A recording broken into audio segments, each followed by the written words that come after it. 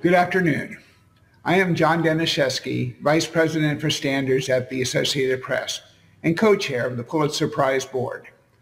Axios Store'ның 9 may bergen xəbərinə qaraganda, dünyadakı ən çoğ axbaratçılıq mükafatlarından biri bolğan Pulitzer mükafatının 2022 yıllık bahalaş nəticəsi 9 may düşənbə günü elan qılınğan. Bunun içində lagerdəki Uyğurlar tema qılınğan rəsmilik düşəndiriş xəbəri şu tür boyunca mükafatqa erişkən. Fahimda Ezim, Anthony Dilköl, Josh Adams, Walt Hickey qatarlıqlar birleşip işlеген lager şahidi Zumrat Davudning keçmişleri asas qılınğan bu rəsmilik düşəndiriş xəbərində tutqundakı Uyğurlarning lagerdəki echinishlik turmushi yoritib berilgan.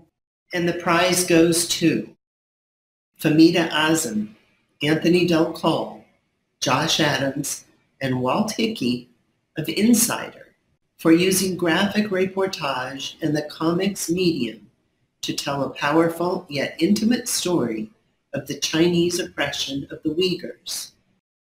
Mən Xitay lagerdən qandaq qutulub çıxdım degan temadagi bu rəsmilik düşəndiriş xəbəri ötən ilning axırida içki ahvalını bilgüçi torida e'lon qilingan bo'lib, lager shahidi Zumrat Davudning lagerda ko'rgan bilganlari va lagerdan qutulish jarayonida boshdan kechirganlari tema qilingan. Zumrat Davudni misol qilib nihoyatda ustunlik bilan sizilgan karton rasmlar va dal joyida berilgan tushuntirishlar Uyg'urlarning beshiga kelgan lager fojiasini san'atlik shaklda ixcham, ta'sirlik va obrazliq ifodalab bergan. Bu karton rasmlarda Zumrat Davudning 2016 yili noyabrdan boshlangan qabohatlik kunlari, 2018 yili 3-oydan boshlab o'zining saqchi tarafidan chaqirtilib so'roqqa tortilishi, boshdan kechirgan qiyin qistoqlar, doktorlik tekshirishi va tug'maslik operatsiyasi qilinishlar, 24 soat ko'zitib turadigan kameralar, qo'tonga so'langan top-top qo'ylardek daq yerda yetib, ochliq, ussizlik, uyqusizlik azobida qiynalishlar. Tayoq yeganda Allah deb salsa, texmi qattiq tayoqqa duchar bo'lishlar, meni yuyishlar,